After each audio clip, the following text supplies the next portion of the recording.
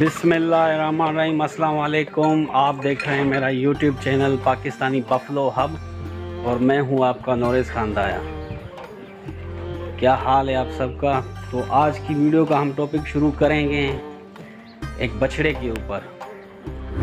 तो अगर आपने मेरे यूट्यूब चैनल को सब्सक्राइब नहीं किया तो उसको सब्सक्राइब करो, लाइक करो, शेयर करो और कमेंट करो। Thank you. ये भैंस का बच्चा भूरे रंग का है जो आम तौर पर खालिस मोरा या नीली रावी नस्ल में कम देखा जाता है। ये दर्ज झील में से किसी एक का हो सकता है। क्रॉस ब्रीड, अगर इसके वालिदैन में से कोई एक मुख्तलिफ नस्ल से ताल्लुक़ रखता है तो ये क्रॉस ब्रीड हो सकता है, जिसकी वजह से इसका रंग भूरा है।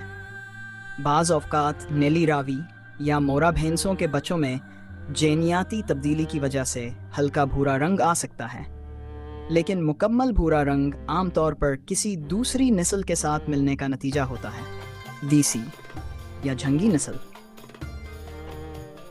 पाकिस्तान और भारत में कुछ देसी नस्लों में भूरे रंग के बछड़े पैदा होते हैं।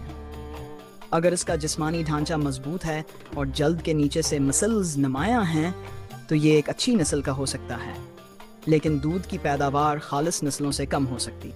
मखसूस में टिकी ग़िज़ाई इब्तदाई रंग बदलाव, कुछ बछड़े इब्तदा में हल्के या भूरे रंग के होते हैं और बड़े होकर उनका रंग गहरा हो सकता है, ख़ास तौर पर अगर यह नीली रावी या मोरा नस्ल से ताल्लुक़ रखता है। अगर यह क्रॉस ब्रीड है तो उसकी दूध पैदावारी सलाहियत और जिस्मानी मजबूती वालिदैन पर मुनहसर होगी।